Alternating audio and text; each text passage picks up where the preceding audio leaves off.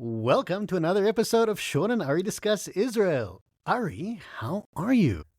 As always, I'm wonderful, Shaun. How are you doing? Not too bad. It's been a rough week, lots to discuss, but I want to go in a slightly different direction this week. A lot of people are asking me about Israel's economy. All right, let's jump right into it then. So let's do it.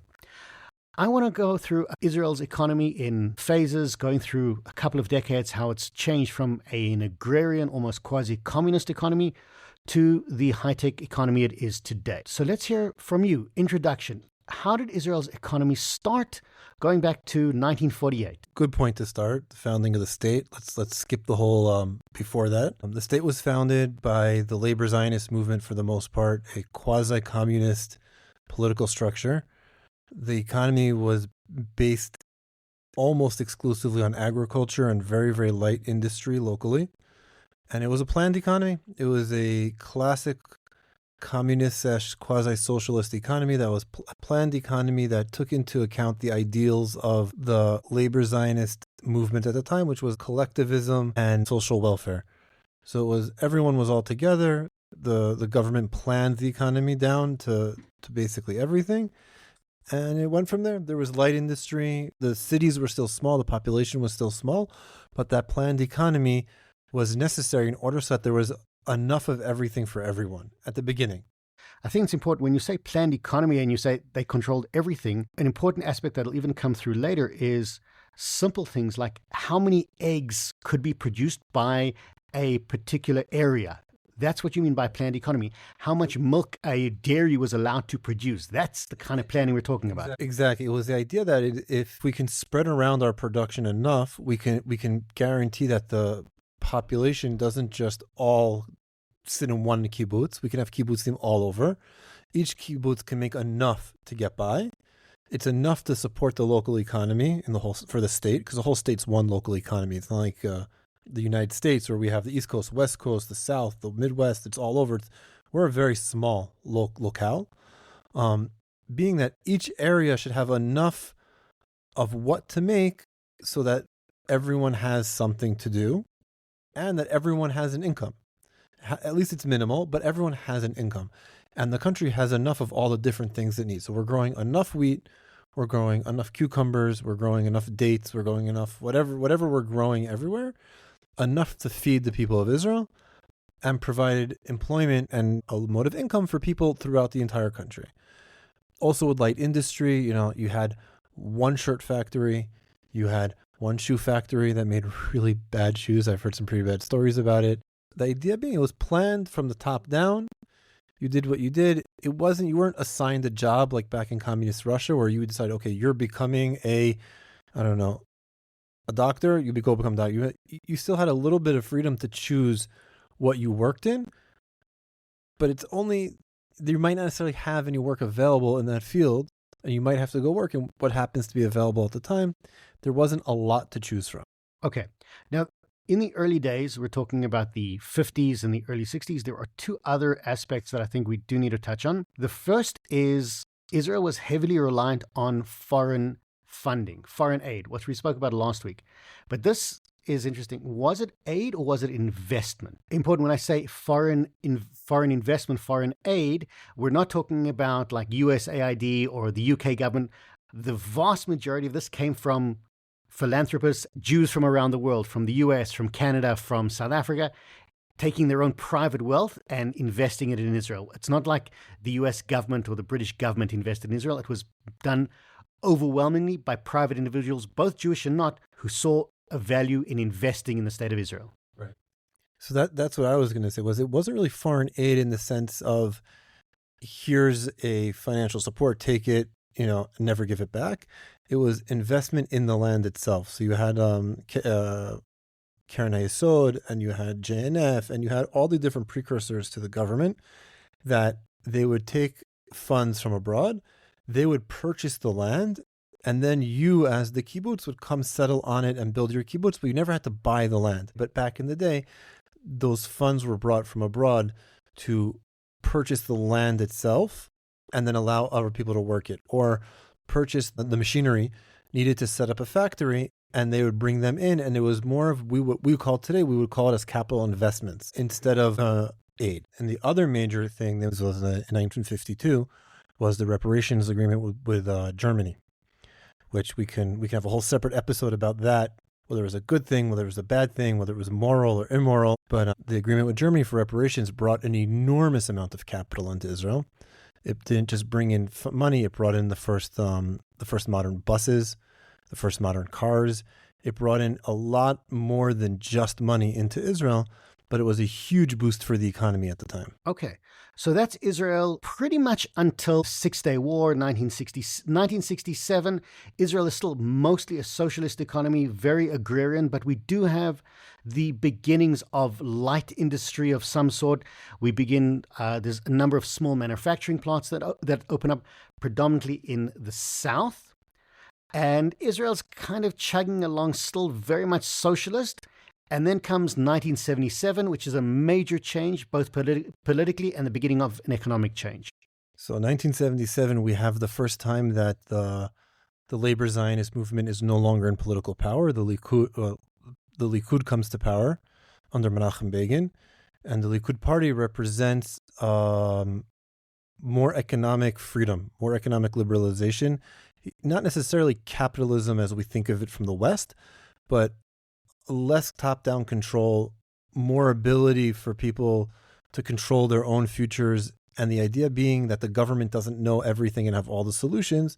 This very liberal capitalist approach to the economy and to politics as well is the first shift that happens, and that has a shift on the rest of the economy, and that's the beginning of the liberalization or making it a capitalist system in Israel. It's the very beginning of it. It takes a very long time for that to happen. It's very slow.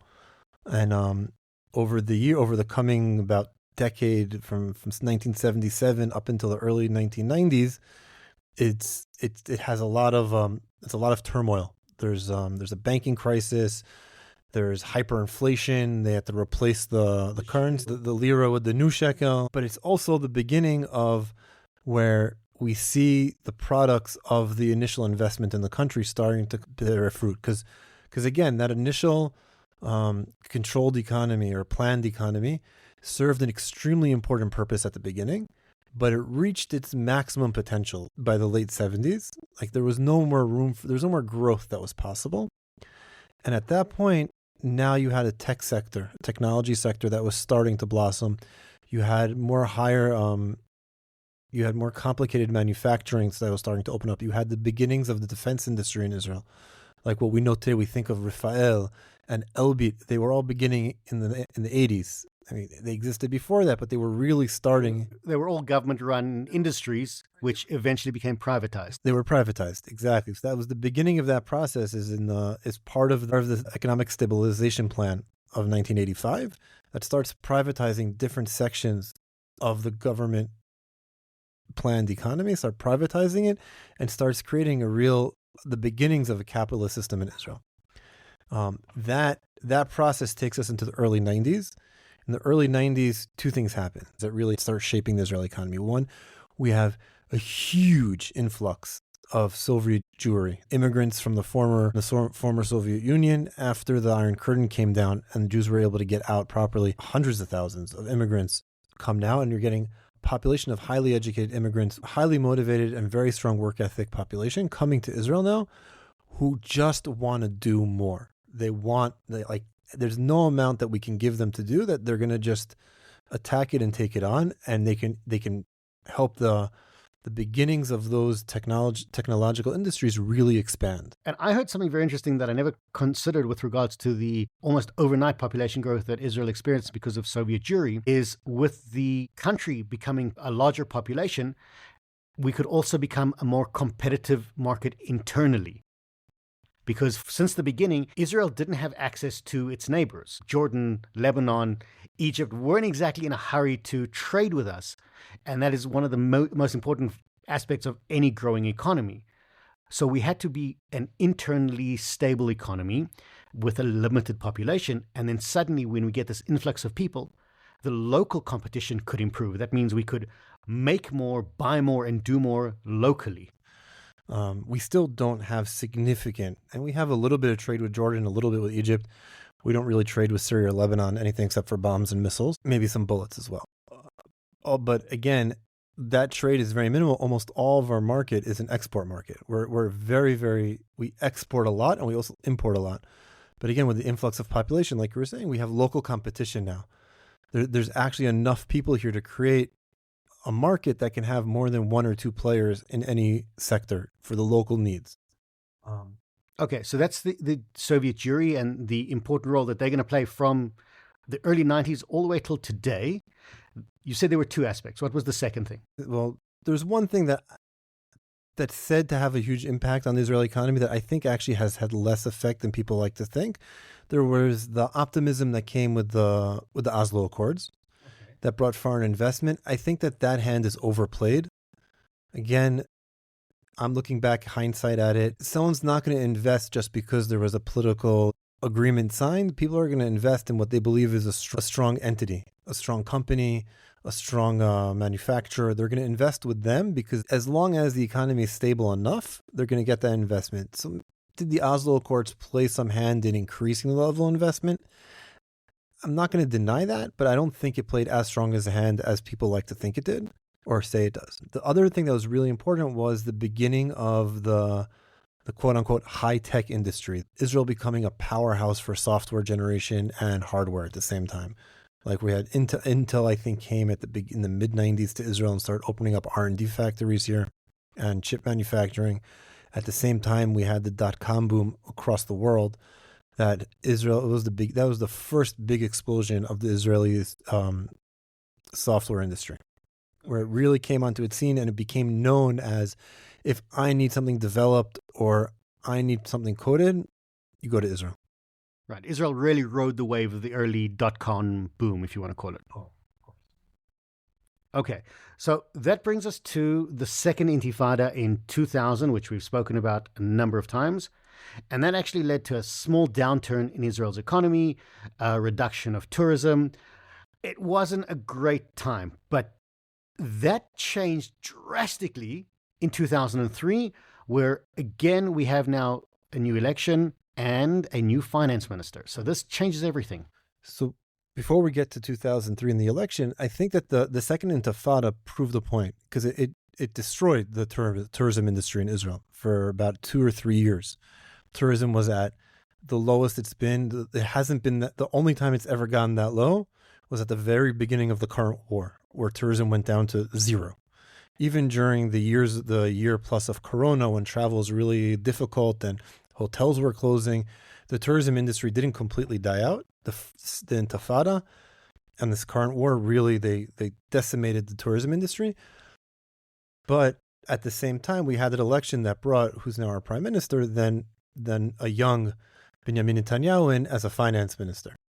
He came in and he saw that two things. He came in and he said two things. One, privatization.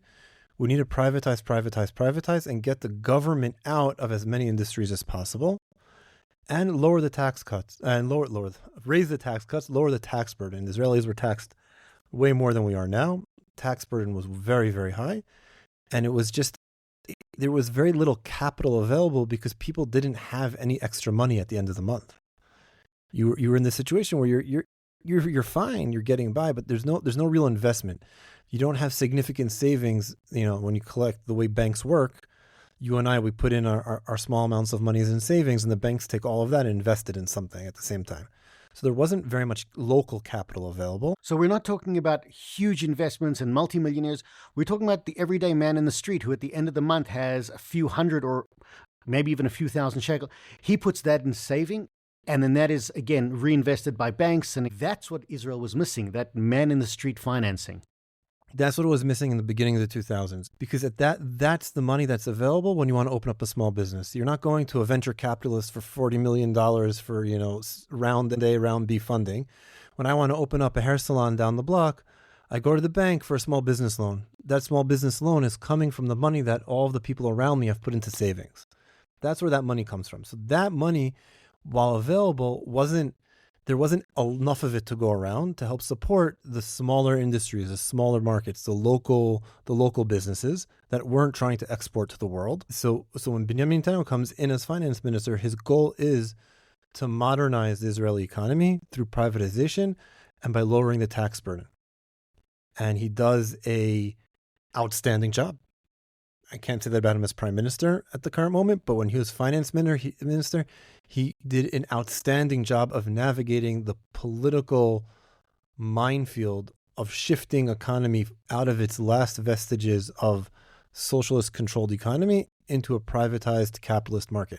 We're still not completely there. There's still a significant way to go, but he did a really good job at pushing it not 1, 2, 3, but 10 steps forward. I hear that. And I think another important aspect of this is by allowing privatization and more investment, it also encouraged entrepreneurship, which I think is something that is highly important, especially for a small country like Israel, for people to take initiative, open up their own business. Everyone thinks about high tech, but there are also a lot of other smaller entrepreneurial opportunities that Israel needs to continue to grow its economy. Because that financing was available, more people could become entrepreneurs.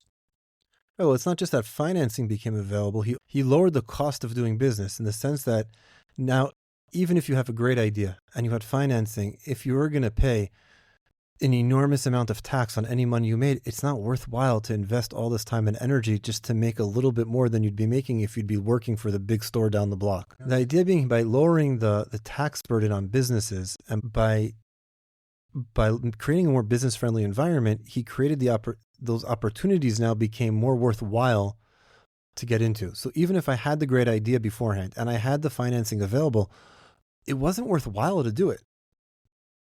Because your margins would be so small. Exactly. So now the margins are more normal. It's now all of a sudden competitive to either go out on my own, start my own business and do my own thing, as working for someone else and just earning a salary. Now it's worthwhile. I hear that. Now, there's also one aspect of that we're still struggling with today, and that is regulation. Yeah. So this is one country where the regulation will kill you. Some industries in Israel are extraordinarily overly regulated, and some industries have almost no regulation. If you look at the tech sector, there's almost no regulation. I mean, there's rules, obviously, when it comes to employer-employee relationships that are across the board, but no one's telling them how to code, what to code, when to code, what direction to code in. It's all up to you. You have a free hand. You can design whatever you want. It works, great. It doesn't work, it's your problem. Which is probably one of the reasons why Israel's high-tech sector is so successful. Right. Well, that's a prerequisite for a tech sector to be successful anywhere in the world. They need to just be left alone and do their own things. And the companies that come up with a solution that works really well will do really well. And the ones that come up with ones that don't work, they fail.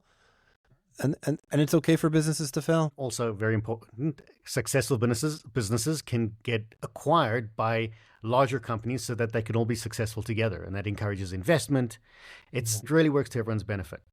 So that's the upside of it. But you mentioned that we're overregulated. Can you give some examples of where right now Israel's challenged and the business sector is still a bit of a problem? So the industry that I have the most experience and knowledge about is the industry I work in, which is the construction industry. The construction industry is highly regulated, as it should be to an extent. The problem is those regulations don't keep up with reality. Another example that's highly regulated is the food industries, like restaurants. It's so many different government offices and regulators, hoops you have to jump through just to open up a small coffee shop. That can get ridiculous. So the exact opposite, while we said the high-tech sector in Israel is booming, that's probably also an example of why the everyday cost of living, like food in Israel, is disproportionately more expensive because it's a highly regulated market. And at the same time, you mentioned yourself in construction, where there's also a lot of overregulation that doesn't always keep up with reality, is possibly also one of the reasons why home ownership in Israel is so expensive. Home ownership in Israel could be so expensive. You have to break the construction industry into two. There's the actual construction of building the building and all of that. That's the side I work in. We'll get into that one in a minute. And then there's the everything before that. There's the land development side, where almost all of the land is owned by the state, and it's only let out to be sold and planned for housing at an extraordinarily slow rate. I think it's in order to keep the prices high so that the government could keep that stream of income coming. instead of selling all the land off to private ownership and letting people sell back and forth between themselves and do what they want with it, clearly there needs to be there's already planning committees that have to approve construction and all of that, but there should be a level, the government owns all of the land and they set the initial price that the developer buys the land for.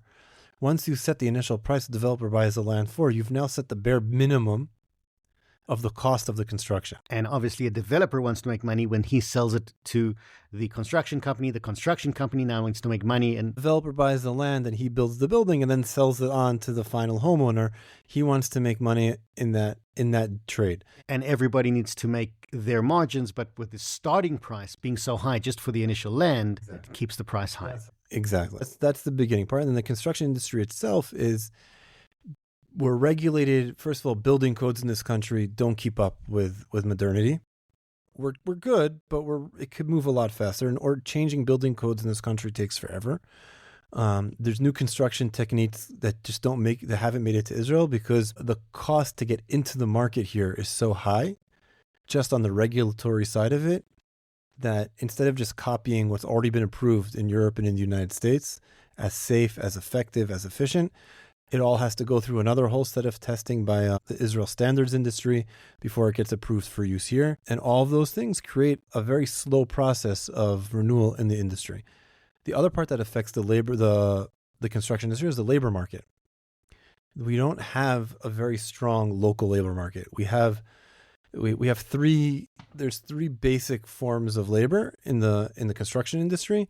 And in major construction projects, not small, not building one house or two houses, but building towers and blocks of towers or whole neighborhoods, there's really only two, sometimes only one labor source available. The three major labor sources at the moment are, I'll go from the most expensive to the cheapest. The most expensive is local Jewish labor, which is actually what I base my business off of, where we're hiring the regular Jewish Israeli citizens to work in the construction industry. The cost, I'm going to break down costs for a minute just to give an idea of the differences.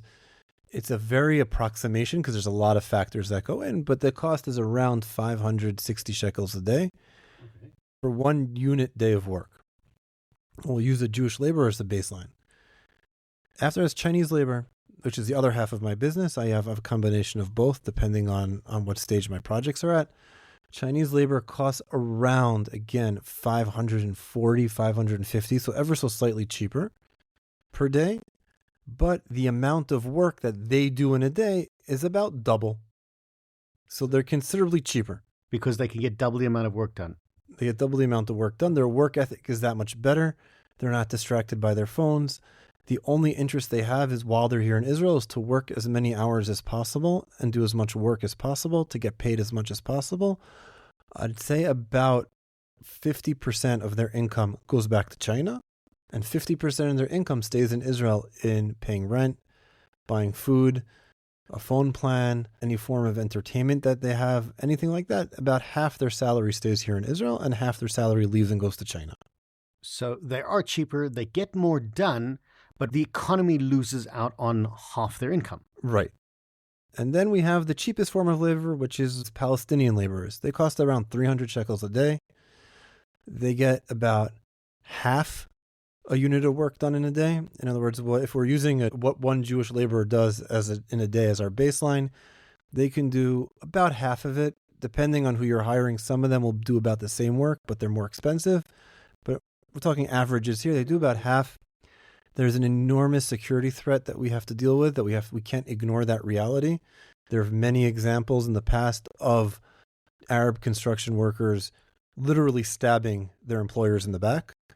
Literal stabbings. Many terrorist attacks. They've caused major havoc. There's a security question that we have here. And again, you'd think their salary, okay, well, like a Jewish labor, it stays in Israel, but it's not the reality. When they go back to wherever they live under Palestinian Authority, a lot of the stuff that, first of all, their rent is not coming to us, it's going there.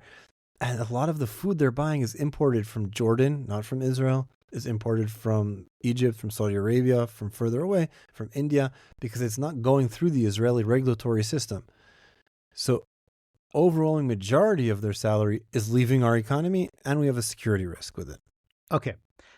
We've spoken about some of those challenges, but I want to fast forward a little bit now to Israel's economy from 2010 to COVID in 2020. So those 10 years, a number of changes took place in the economy as well. That's where Israel became the startup nation. A couple of things happened that I remember then is we were one of the few countries that actually made it through the early recession periods with a higher GDP and annual growth. The downside of that was the beginning of the social protests, where you had the early stages of a wealth gap, where certain Israelis were doing incredibly well financially, but on the other hand, cost of living prices were very, very expensive, which we've touched on and kind of explained why. So that was the problem, is that parts of the economy that were deregulated, that were privatized, were doing amazing. But the other parts of the economy were kind of stagnant in the sense that the agricultural industry was still highly, highly regulated and price controlled either through tariffs on imports or just literal direct price controls like milk, cheese, eggs were just set by the government. And there were still limitations on how much farms could produce. So it wasn't that if this kibbutz all of a sudden was able to produce an enormous amount of milk at the same price, they can lower their prices and sell it cheaper. They couldn't even do that if they wanted to. Right. And at the same time, there was no competition from overseas because Israel put huge tariffs on overseas products. Right. Where it became impossible to even import it because just the expense of it alone, there was no one that could afford that at that point. So you had at the lower level of the economy, no competition because everything was still being controlled. And you had at the other end of the competition, a completely deregulated capitalist system. And that left to this huge wealth gap where people that are working in one, they can afford to live. It didn't matter. If you were still working in the other part of the economy, you were kind of getting stuck. And that led to the reality where it's like, okay, there's two solutions to that. Either one, let's re-regulate everything and make it equally sucky for everybody, which is what a lot of people wanted to do, right? Or we can do the opposite, which was deregulate everything and make it equally awesome for everybody. And then there were going to be small places that did take a hit. There would have been kibbutzim that would have went out of business because it would have no longer been any reason for me to buy a locally produced product I can buy for a quarter of the price when it's imported from somewhere else. It just became this weird reality, and it never really got solved. So we're still stuck in we want to be a liberal, open economy, but we still have the vestiges of a social planned economy. We're kind of stuck in between at the moment. Right. Okay. That's the reality of today. Some governments handle it better than others. Some don't. And we'll see what happens as the years go by and where we go from there. All right. So the next major thing that I want to bring up, and this is something that, I'll be very honest, I still don't quite understand. Israel found a whole lot of natural gas reserves in the Mediterranean. The big field, Tamar, Leviathan, I don't know. But the question is, how did this help the Israeli economy? So we haven't really seen the effects of the gas fields on the Israeli economy just yet. It's going to be probably, I was having this conversation with someone about this, it's going to be another couple of years before you start really seeing it. Because till those fields started turning profits, the profits go into like a sovereign wealth fund. There's a whole process, and that only really started in the last year or two of actually receiving money into it. And it takes a solid 4 or 5 years for that fund to really build up a large enough mass for it to have an effect on the economy. So I think that part of it, everyone's thinking in this headspace of I want everything right now, like we've spoken about in the past, is, we have all this gas, I should be benefiting from it right now. So there's a benefit from it right now, is one that our electricity prices have not skyrocketed. They have increased slowly a little bit, but they haven't skyrocketed as comparable in other parts of the world that don't have their own natural gas.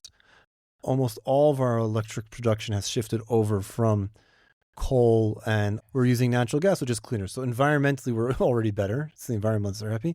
That's a direct result of finding the gas fields. And also the price of electricity hasn't gone up to the extent that it could have if we didn't have it. If we were still a coal and oil-based electric market, our electricity prices would be 4 to 10 times higher now than they were 5 years ago. Right. I think a lot of Israelis don't realize energy prices around the world are skyrocketing. Energy prices in Israel are are growing very, very slowly. Very, very slowly, whereas in the rest of the world, they're going up by tens of percentage points in a given year. That's one benefit we had immediately. But that sovereign wealth fund is supposed to kick in, I'm pretty sure, in the next. I didn't look at the details before we had this, before we record this episode, but we should be feeling the next couple of years. And the question is what we do with the sovereign wealth fund at that point. So that was going to be my question. In 5 to 6 years, when our kids are in university, post-army, hopefully, how will the sovereign wealth fund be beneficial for the Israeli economy? Well, that's the question of the day. Then all of a sudden, the government in control at that moment can decide how it wants to spend that money. The annual interest payments coming out of that fund go into the national budget. So either they can use that money to cut taxes from some places, like, okay, we have X amount of money coming in, so we're going to cut taxes by whatever percentage is equal to X. They can take that money and they can fund parts of the defense industry. They can take that money, they can pay off national debt, which will, depending on what inflation's doing at the time, that can be really good or really bad for inflation. They can also take that money and they can lend it to other countries and receive interest payments, or use that as a political a negotiation tactic, where I have money that I can lend to you at a certain rate to compete with other countries. Or they can use it to just fit into the national budget to close gaps that come instead of raising taxes. Okay, great. Now that we understand where Israel's potentially going to be, we still need to touch on the last 5 years. That includes COVID, Israel's recovery from COVID, and unfortunately, the economic results of the war, the current budget. And then we'll end, as we always do, with something positive. I want to hear your take on the economy going forward. But let's start with Israel during COVID. So I think for Israel during COVID, we're going to let Shaun talk, because during COVID, I was running a construction company and we functioned completely regularly. We were exempt from all of the COVID regulations. And because there was no traffic on the roads and my workers had no excuses to not be at work because it was the only way they could get out of their house, I actually did really well. I can't complain. I did not qualify for Corona loans because as a business, we did really, really well during Corona, which I think I am an exception to many rules in that sense. So yes, you are. But what has come out recently, a number of studies were done about the Israeli economy, is Israelis became very good at breaking the rules for their own benefit. So early on, where you had these crazy lockdowns and nobody moved, yes, there was a major economic hit. But Israeli companies found ways to circumvent the rules. And eventually, when the government even realized that it was beneficial to turn a bit of a blind eye, the economy in Israel began rejuvenating much quicker than other places. So despite the global turndown from COVID, Israel was actually able to bounce back relatively quickly. That was the result of COVID. And the Israeli economy was doing incredibly well until the war. And then we took a major hit. As you mentioned, tourism went down almost to zero. But even during the war and looking now, foreign investment, we're not talking about foreign countries. Foreign investors, international major financiers want to invest in Israeli companies because they see the benefit of the Israeli high-tech industry, Israeli entrepreneurship, and so Israel's economy is continuing to grow and encourage international investment. Wow. Even during war, Israel's economy is doing surprisingly well. Now, it's not all roses, as they say. Unfortunately, the government budget the proposal just came out. One of the things we're all feeling is the 1% increase in VAT, which is very difficult. Prices are a little bit expensive. And we know the government going forward is going to have to invest a fortune in the defense industry, which we were hoping we could actually start cutting, but it's become the exact opposite because of the war. So that's the up and down. But now I want to look into 2025 and the future. We spoke about the sovereign wealth fund and how hopefully in a couple of years the government's going to have this large amount of cash to invest. But there are other things that I want to hear from you. Let's start with, what are the issues that we still have in Israel, and what do you think can be done, and how Israel can improve economically? So I think one of the major issues we still have in Israel is the overregulation and overtaxation. I think that the business environment overall is overly regulated, where we can just let market forces at play do their job. Bad businesses will close, good businesses will stay open. We can stop trying to reinvent the wheel with every regulation and accept the standards that are set by, just as modern Western countries.